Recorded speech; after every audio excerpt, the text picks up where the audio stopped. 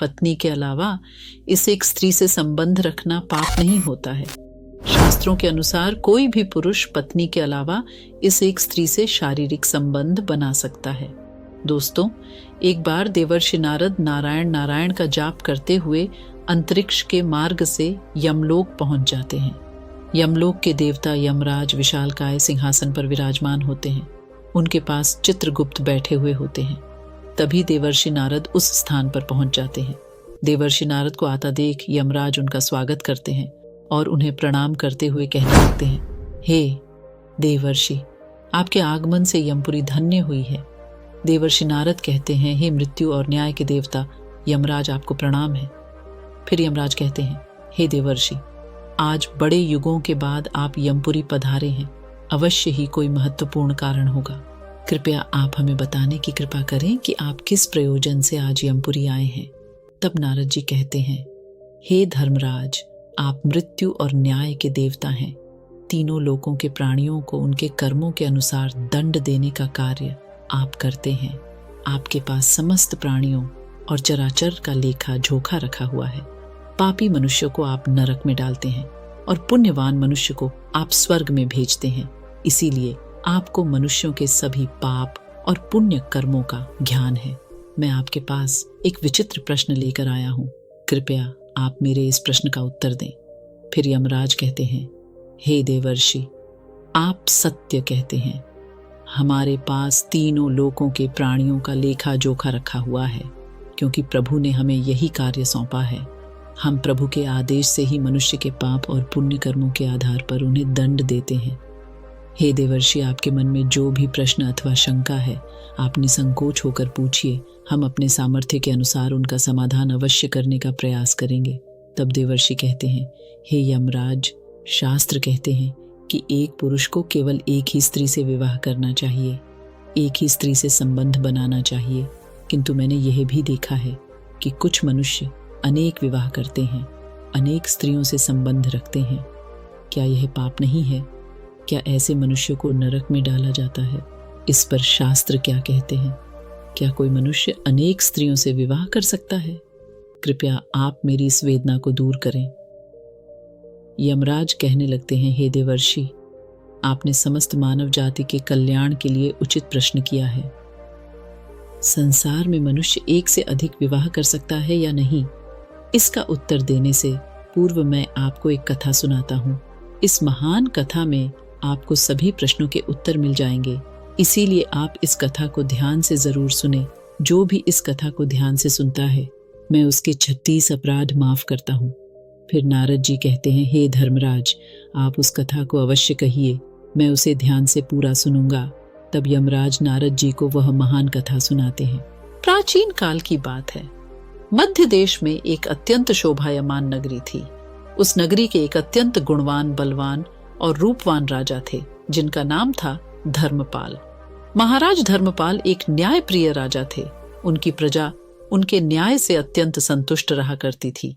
राजा भी अपनी प्रजा की अच्छी तरह से देखभाल करते हैं, प्रजा का सभी जरूरतों का अच्छी तरह से ध्यान रखते थे। महाराज की सुकन्या नाम की पत्नी थी, जो अत्यंत सुंदर, गुणवान, चरित्रवान और पतिव्रता नारी थी। महाराज धर्मपाल और रानी सुकन्या बहुत ही दयालु स्वभाव के थे। वे हर प्रकार के यज्ञ, दान, धर्म तथा अनुष्ठान किया करते थे।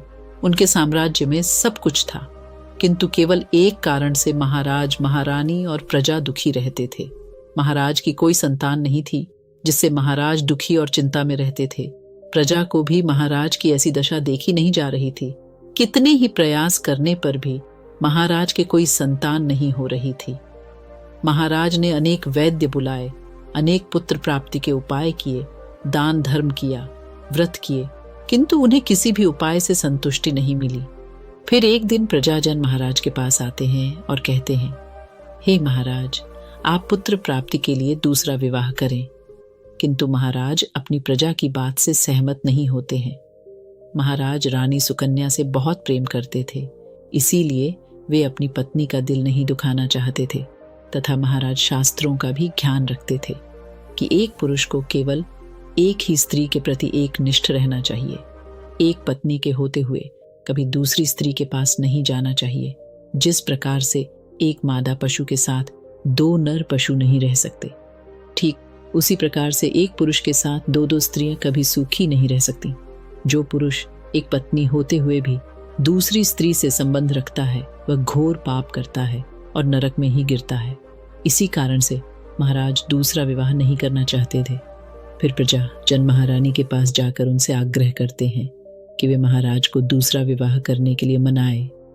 तब रानी सुकन्या भी प्रजा के दुख को समझती है और महाराज के पास आकर कहने लगती है, हे स्वामी, आप कृपया दूसरा विवाह कर लीजिए।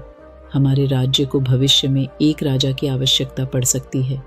फिर महाराज रानी को भी मना करते हैं और कहते हैं, हे प्रिय, यदि मैं दूसरा विवाह भी कर लूंगा तो मैं पाप का भागी बन जाऊंगा। मुझे नरक में ही जाना पड़ेगा। और तुम बताओ, क्या तुम मेरे दूसरे विवाह से खुश रह पाओगी? तब रानी कहती है, हे स्वामी, आपकी खुशी में ही मेरी खुशी है। मैं मेरी सौतन को अपनी बहन मानकर प्यार दूंगी। कृपया आप संकोच ना करें। मुझे इससे क्षण मात्र भी दुख नहीं होगा। मैं आपको विवाह के लिए सहमति देती हूँ। तब महाराज कहते हैं, हे देवी, किंतु मुझे उस पाप से कौन बचाएगा जो एक स्त्री के होते हुए भी दूसरी स्त्री के साथ संबंध रखने से मिलता है। इस पाप से कोई मुक्ति नहीं है। मैं ऐसा घोर अनर्थ नहीं करना चाहता। उधर स्वर्गलोक से महाराज के सभी पूर्वज इस घटनाक्रम को देख रहे होते हैं। वे अपने पुत्र के ऐसे व्यवहार से अत्यंत दुखी हो जाते हैं। यदि महाराज ऐसा नहीं करेंगे तो पूरे कुल का विनाश हो जाएगा। इसी भय से सभी पूर्वज बहुत दुखी हो जाते हैं। फिर एक दिन सभी पूर्वज महाराज के सपने में आकर उन्हें दर्शन देते हैं और कहते हैं, हे पुत्र, तुम्हारे कारण हमारी दुर्गति हो रही है, हमारे कुल का विनाश हो रहा है। तब महाराज अपने पूर्वजों से कहते हैं, हे महात्माओं, मैंने ऐसा कौन सा पाप किया है जो आप सभी इतने दुखी हुए हैं? आपकी आत्मा की शांति के लिए जो भी उपाय हो वह मैं अवश्य ही करूंगा। तभी वे पूर्वज कहने लगते हैं, हे पुत्र, हमारी मुक्ति का एक ही उपाय है, वह है तुम्हारी संतान।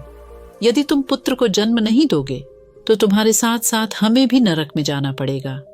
हमारा संपूर्ण कुल और वंश नष्ट हो जाएगा। इसीलिए हे पुत्र, हम तुमसे विनती करते हैं कि तुम दूसरा विवाह करो। पुत्र के बिना मनुष्य को सद्गति प्राप्त नहीं होती है। पुत्र ही अपने माता पिता का उद्धार करता है, उन्हें मोक्ष दिलाता है। जब वह श्राद्ध करता है तो हमारे पाप नष्ट हो जाते हैं। जब वह पृथ्वी लोक पर दान धर्म करता है तो हमें स्वर्ग लोक में भोजन की प्राप्ति होती है। इसीलिए हे पुत्र, तुम शीघ्र ही पुत्र की प्राप्ति के लिए कोई उपाय करो। अपने पितरों की बात सुनकर भी महाराज दूसरा विवाह करने के लिए तैयार नहीं होते हैं। फिर सभी पितृ गण दुखी होकर यमराज के पास जाते हैं और उनसे विनती करते हुए कहते हैं, हे धर्मराज, कृपया हमारे कुल की रक्षा कीजिए। हमारे पुत्र की कोई संतान नहीं है और संतान के बिना हमारा कुल नष्ट हो जाएगा। कृपया आप हमारे पुत्र को दूसरा विवाह करने की आज्ञा दें। फिर यमराज कहते हैं, हे महात्माओं, मैं अवश्य ही तुम्हारे पुत्र को समझाऊंगा और उसे पुत्र प्राप्त करने के लिए प्रेरित करूंगा। ऐसा कहकर यमराज पृथ्वी लोक पर आते हैं और एक साधु का रूप धारण करके महाराज धर्मपाल के दरबार में जाते हैं। उन साधु को देखकर महाराज धर्मपाल अत्यंत प्रसन्न होते हैं और उनका आदर सत्कार करते हैं। फिर उनसे पूछते हैं, हे महात्मा, आप कौन हैं? किस प्रयोजन से आप हमारे इस राज्य में पधारे हैं? आपके मुखमंडल का तेज देखकर यह प्रतीत होता है कि आप अवश्य ही कोई बड़े तपस्वी हैं। तब वह साधु उस राजा से कहते हैं, हे वत्स, मैं साक्षात यमराज हूँ। तुम्हारे पूर्वजों के द्वारा प्रार्थना करने पर ही मैं स्वयं तुमसे मिलने के लिए आया हूँ। वह साधु महाराज से कहते हैं, हे वत्स, तुमने अपने पूर्वजों को रुष्ट कर दिया है, जिससे तुम्हारा सारा साम्राज्य नष्ट हो जाएगा। पुत्र के बिना तुम्हारी दुर्गति हो जाएगी, तुम्हें कभी मोक्ष की प्राप्ति नहीं होगी। शास्त्र कहते हैं कि मनुष्य को मोक्ष प्राप्ति के लिए पुत्र को जन्म अवश्य देना चाहिए। फिर महाराज कहते हैं, हे धर्मराज, मैं विवश हूं। मैं दूसरा विवाह करके पाप का भागीदार नहीं बनना चाहता। इससे अच्छा है कि मैं पुत्रहीन होकर जीवन व्यतीत करूं। यमराज कहते हैं, हे वत्स, तुम्हारे न्यायप्रिय आचरण से और अपनी पत्नी के प्रति एक निष्ठा को देखकर मैं अत्यंत प्रसन्न हूं।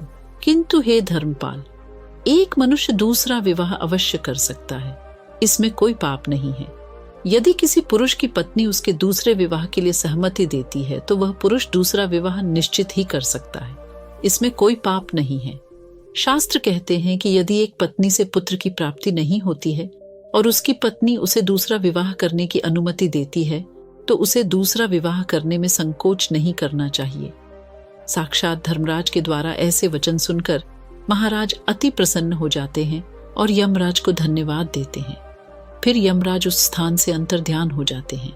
महाराज धर्मपाल अपनी पत्नी सुकन्या के पास जाते हैं और उससे दूसरा विवाह करने की अनुमति मांगते हैं, तो महारानी सुकन्या उन्हें दूसरा विवाह करने की अनुमति दे देती है।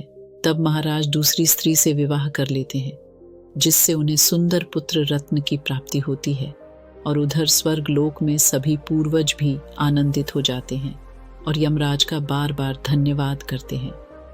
तो दोस्तों, इस प्रकार से धर्मराज ने नारद जी को स्त्री और पुरुष के विवाह और आचरण संबंधी महत्वपूर्ण ज्ञान दिया है। आपको यह कथा कैसी लगी?